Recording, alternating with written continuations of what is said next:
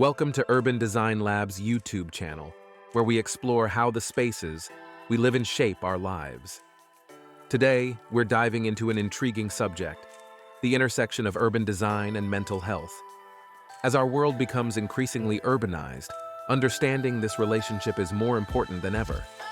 So basically, the World Health Organization offers a comprehensive definition of mental health, viewing it as a state of well-being where individuals can recognize their own abilities, manage the normal stresses of life, work productively, and contribute to their communities. This perspective highlights the complex nature of mental health, which includes emotional, psychological, and social well-being. Mental illnesses, on the other hand, are health conditions characterized by alterations in thinking, emotion, behavior, or a combination of both. These conditions are linked with significant distress and challenges in functioning within social, work, or family settings. They encompass a broad spectrum of disorders, including depression, anxiety disorders, schizophrenia, eating disorders, and addictive behaviors. So one can understand that the design of urban environments plays a pivotal role in shaping the mental health of its inhabitants.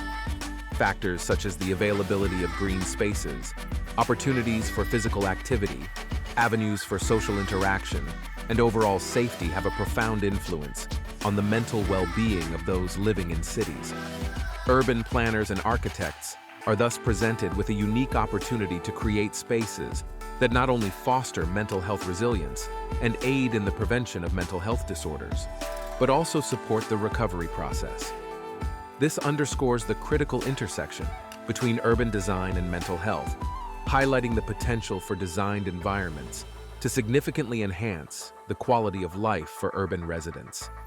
Many visionaries have been working towards this common goal, like the Danish architect Jan Gehl, champions the transformation of cities into spaces that prioritize pedestrians and cyclists over vehicles, advocating for urban environments that foster social interaction, accessibility, and community cohesion.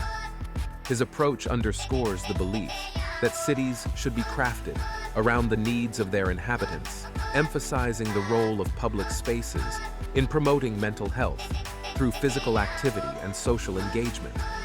Similarly, Charles Montgomery, an author and urban experimentalist, delves into how urban settings impact our emotions and behaviors in his book, Happy City. He argues that cities designed to enhance social connections, inclusivity, and accessibility can act as engines of happiness and well-being. Montgomery's work calls for urban planning that places human happiness at the forefront, incorporating green spaces and pedestrian-friendly areas to nurture mental health. On the other hand, Dr. Mindy Fullilove, a psychiatrist and professor, investigates the relationship between environment and mental health, focusing on the distress caused by community displacement, termed root shock. Her research highlights the necessity of stable, integrated communities for mental well-being, advocating for urban policies and designs that prevent displacement and foster social equity and cohesion. Fullilove emphasizes the importance of community bonds and belonging as foundational to mental health. In relation to this, Richard Louv, author and co-founder of the Children and Nature Network, introduces the concept of nature deficit disorder, spotlighting the mental and physical health ramifications of diminishing outdoor time, especially among children. He champions the integration of natural elements into urban planning, advocating for accessible green spaces like parks and community gardens to ensure regular contact with nature for city dwellers. Lastly, psychologist James J. Gross, though not directly linked to urban design, offers insights into how environments can influence emotion regulation and well-being.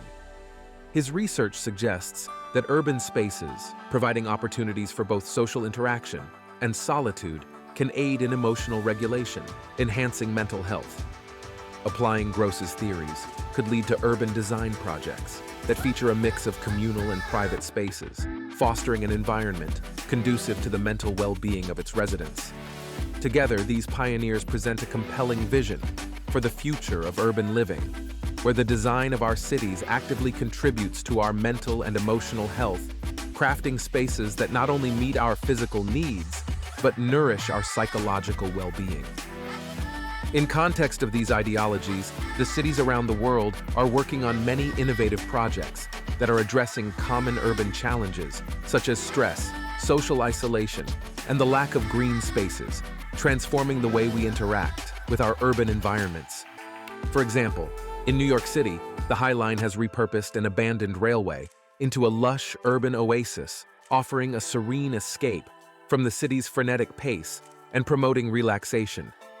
Copenhagen's Superkillen celebrates diversity and fosters community through its inclusive design, providing a remedy for social isolation.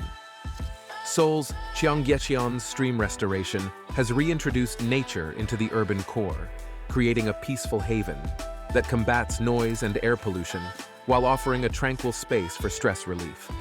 Milan's innovative Bosco Verticale, or vertical forest, integrates thousands of plants into residential towers, enhancing air quality and mental well-being through green views and spaces.